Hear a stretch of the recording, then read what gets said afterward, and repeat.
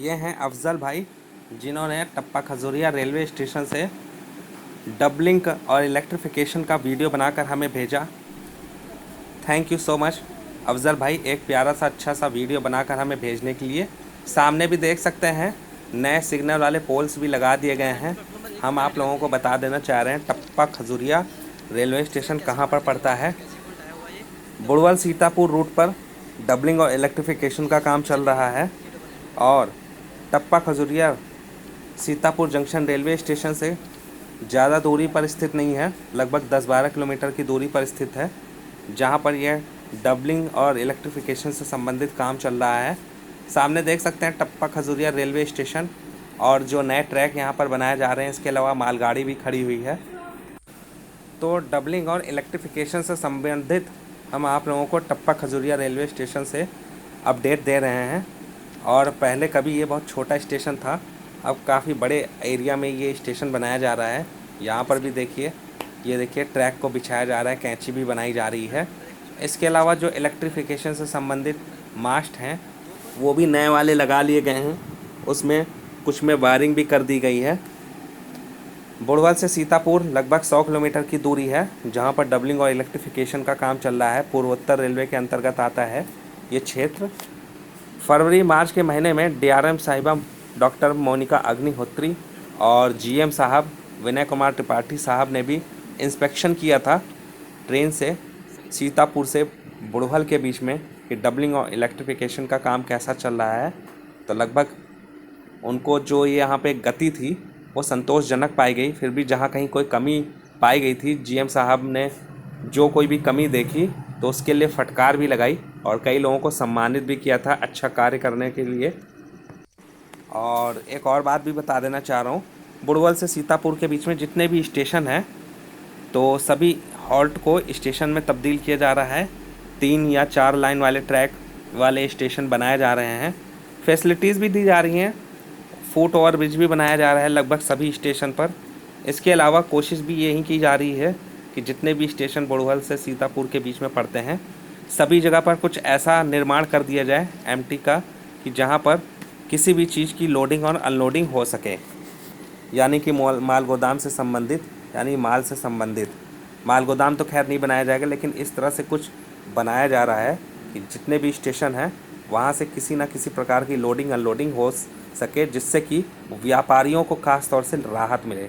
क्योंकि इस रूट पर ख़ास तौर से मालगाड़ियों का बहुत ज़्यादा ट्रैफिक है। सामने आप देख सकते हैं, देखिए मालगाड़ी जा रही है।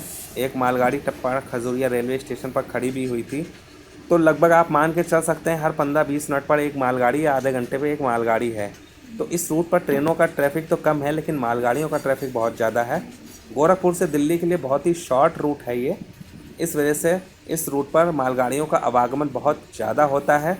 और इसी वजह से बुड़वल से लेकर रोज़ा जंक्शन तक वाया सीतापुर होते हुए इस रूट को प्रायोरिटी दी जा रही है कि कम से कम इस पर डबल लाइन अगर हो जाए तो बहुत अच्छी बात है, जिससे कि इस रूट पर ट्रेनों का हम ट्रैफिक भी बढ़ाएं, यानी कि रेलवे ट्रैफिक भी बढ़ाए और मालगाड़ियों का संचालन भी और ढेर और ज़्यादा हो सके।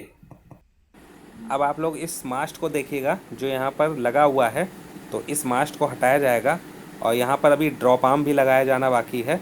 तो देखिए किस तरह से यहाँ पर, ये देखिए यहाँ पर ड्रॉप आर्म लगा लिया गया है और किस तरह से यहाँ पर वायरिंग का काम किया गया है।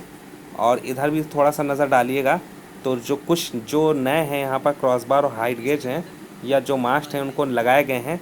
अभी उसमें और भी वायर लगाया जाना बाकी है। ये जो दाएं दिशा में है आप देख सकते हैं, ये यहाँ पर आप लोग नज़र डालिएगा तो इसमें अभी वायरिंग का काम नहीं हुआ है। यहाँ पर जिस लाइन पर ये टीपीएम मशीन खड़ी हुई है, तो स्टेशन का अपडेट हम आप लोगों को नहीं दे पा रहे हैं। जहाँ पर फुट ओवर ब्रिज भी बनाया जा रहा है, नया प्लेटफॉर्म भी बनाया जा रहा है, तो हम आप लोगों को सब कुछ यहीं से अपडेट देने की पूरी कोशिश कर रहे हैं। दिसंबर 2021 यानी कि इस साल के अंत तक पूरा टारगेट रखा गया है कि कम से कम बुड़वल से सीतापुर जंक्शन रेलवे स्टेशन तक डबलिंग और इलेक्ट्रिफिकेशन का काम कंप्लीट हो जाए, जिससे कि अगले साल इस रूट पर मालगाड़ियों का ट्रैफिक और बढ़ाया जा सके, साथ में ट्रेनों का ट्रैफिक भी और बढ़ाया जा सके। और कुछ जो ट्रेनें हैं जो वाया बुड़वल, बाराबंकी, लखनऊ होते हुए जाती हैं वो इस रूट पर भी आ सकें। तो अब ये देखना दिलचस्प होगा क्योंकि डबल लाइन के साथ में इलेक्ट्रिफिकेशन का काम भी चल रहा है। तो अगले साल आप ये मान के चल सकते हैं कि ट्रेन को क्रॉस कराने का झंझट ख़त्म हो जाएगा, मालगाड़ियों को भी क्रॉस कराने का झंझट ख़त्म हो जाएगा। स्टेशन पर जो वेटिंग खड़ी रहती हैं मालगाड़ियाँ या ट्रेन आधा आधा पौन घंटे, तो ये लेट लतीफ़ी ख़त्म हो जाएगी। रोज़गार के अवसर अलग उत्पन्न होंगे, लोगों का समय अलग बचेगा, रफ्तार अलग बढ़ेगी, समय की अलग बचत होगी। तो ये कई फ़ायदे मिलेंगे डबलिंग और इलेक्ट्रिफिकेशन से। साथ में एक रूट पर इलेक्ट्रिक ट्रेन एक ट्रैक पे दौड़ेगी तो दूसरी तरफ से भी इलेक्ट्रिक ट्रेन आएगी।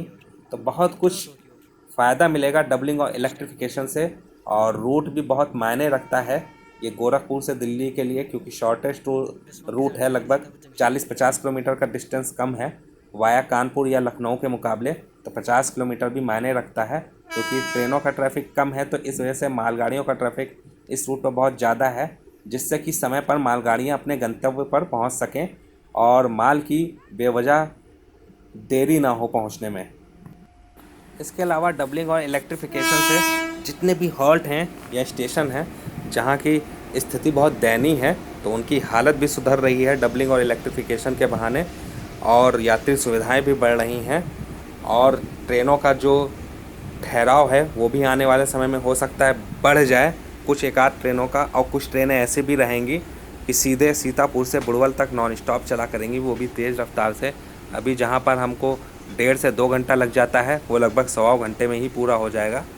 तो बहुत कुछ इस रूट पर अच्छा होने वाला है।